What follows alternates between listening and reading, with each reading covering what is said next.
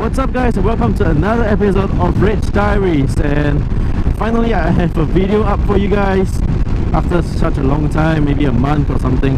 But I honestly miss vlogging,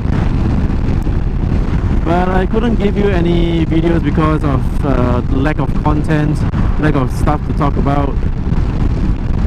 I recorded a few videos, but I felt that it wasn't good quality, so I decided not to edit that video.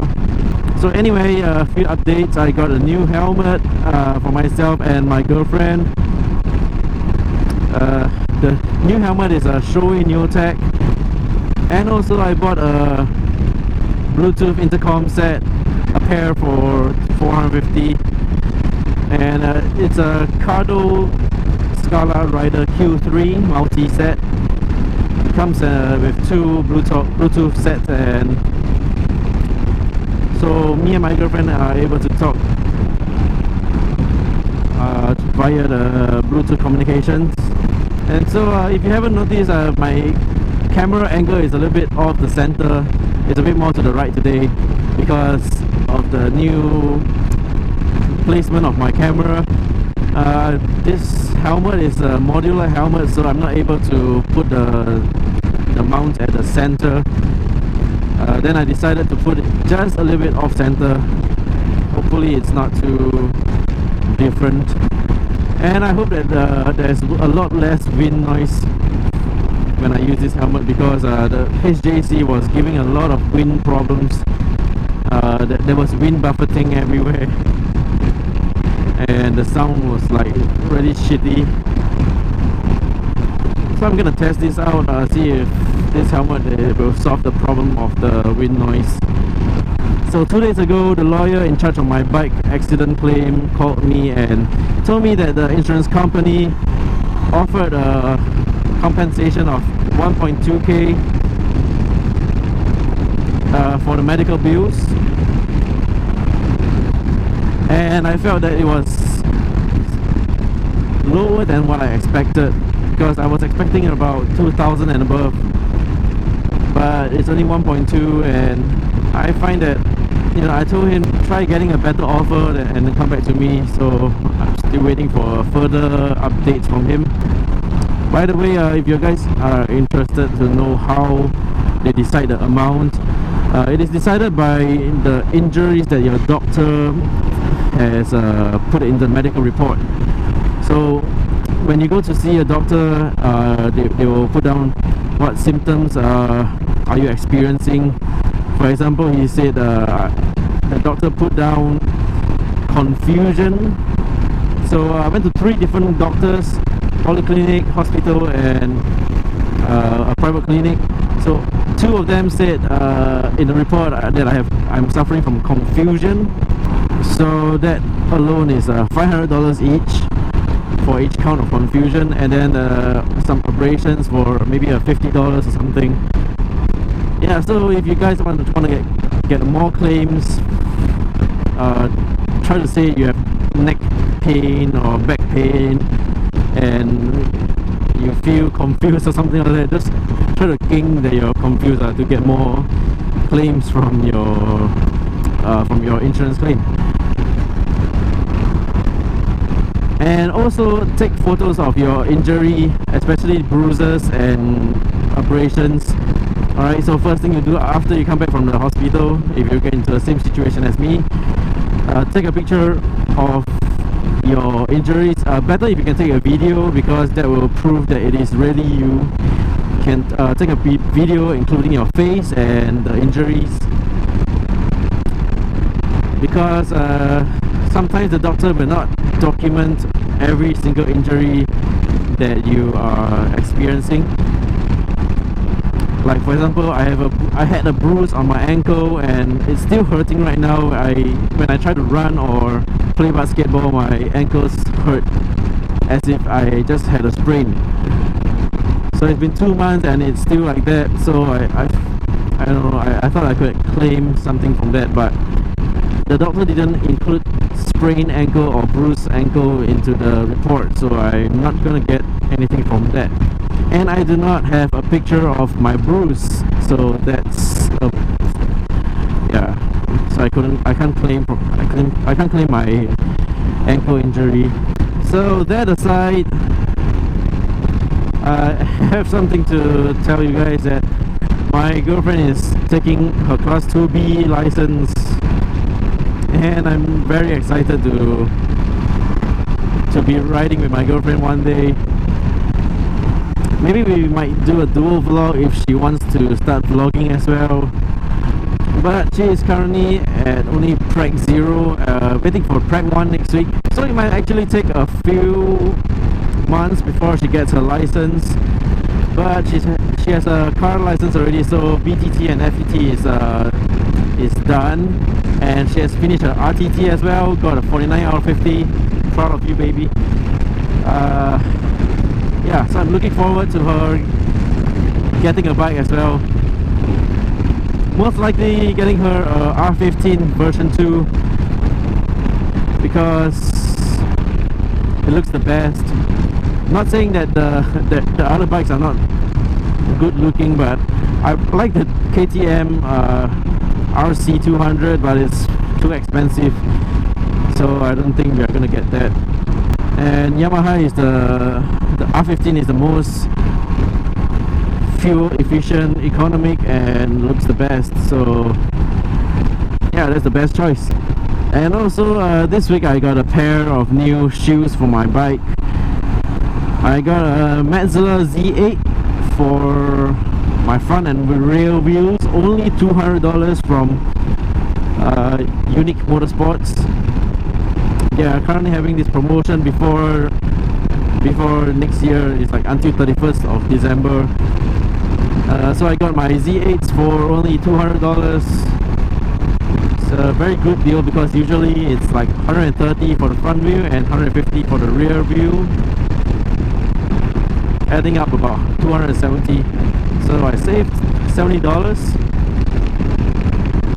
The reason I chose this Modular Z8 is because it's specifically made to be a touring wheel.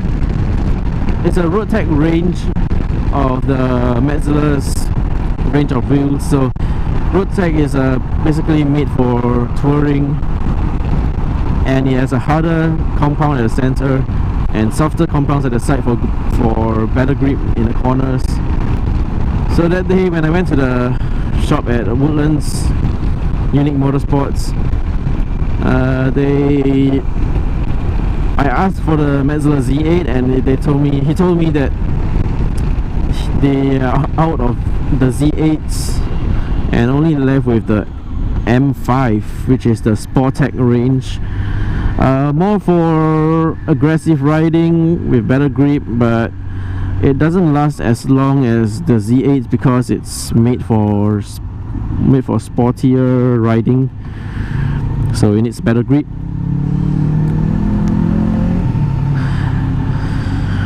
But still, the M5 is a decent tire. The M7 is an upgrade, is a next version of the M5. So if you guys want, you can look at the M7s or the Z8s for better mileage.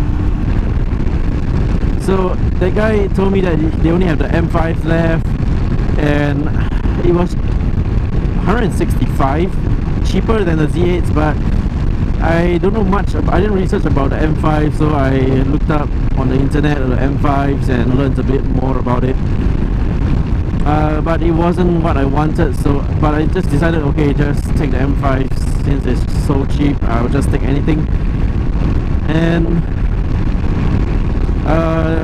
the guy just went in there, looked for the stock, and then came out and said, oh, I'm sorry, actually I don't have the M5s, but I have a pair of Z8s for you, because the customer who reserved it didn't come, and now it's open for someone to pick it up. And lucky me, I got the last pair of Z8s at the Woodlands branch of Unique Motorsports. And yeah, now I'm riding with a new pair of Z8s. So when you get a new pair of tires, it's really interesting. It gives you a different feeling from when you're using an old used tire. because old tire, it has a flat profile at the center because you've been traveling for a long mileage and wear out the center portion of the wheel. So it's flat in the center, and when you corner it feels kind of like a tipping over, and you tend to straighten up your bike because it's flat, you know. But when now I have a new pair of tires, it feels like it turns a little bit quicker than with the previous tires, and I can lean more aggressively than the previous tires, but I don't dare to do that yet on the new fresh pair because there's still wax, a layer of wax on it, so I don't want to, you know, low side. When you get a new pair of tires, do not go aggressive on it until like maybe a few days later, because the wheels are covered with a layer of wax and needs to be scrubbed in by the wheel, by the road, before it gets 100% efficiency. So right now I'm kind of riding chill, but I maybe have about 20% more of chicken strips on the left and the right side. Left side maybe 10%. I went a little bit more aggressive on the left. So yeah, that's my updates for you guys. Hopefully you found it interesting. And oh yeah, for the end of year ride, I'm gonna postpone it because as you can see, it's been raining a few days this whole month. So it's very unpredictable, the weather. You never know when it's gonna rain. Ride safe guys in the rain because it's very slippery. Probably I might host a group ride next month, January or February. We're gonna meet up together and then we can ride and have some coffee together and talk about motorcycles. If you guys are watching this video, you know you are one of the bike enthusiasts, so we have something in common to talk about. So if you are interested to meet up to ride, just leave it in the comments, show your interest, and if I'm getting a very good response, I will go ahead with the group ride and start planning the route. We are gonna visit, you know, the famous places to ride in Singapore, like the 99 bands, the Devil's Band, and the lamppost. I don't know what is it called. It's all in Hokkien, so I can't really remember what kind of nicknames those roads have. But I have not been to most of them. I only have been to the Upper Thomson's Devil's Band. Yeah, so it'll be interesting to ride together and maybe have some, you know, exchange some tips on riding while we are drinking coffee or something. Hope to see you guys next month. It will be a very interesting meetup, and you guys can ask me about motovlogging as well. I don't know much about it because I'm fairly new, about 1 year into motovlogging, but I'll help out whatever I can if you guys have any questions. So feel free to ask me any questions. I've got a few questions about my bikes, about my SP and some other stuff, so always glad to give you guys advice if I can. Alright guys, so that's the end of today's vlog. I'll catch you guys in the next one, and as always, stay safe on the roads.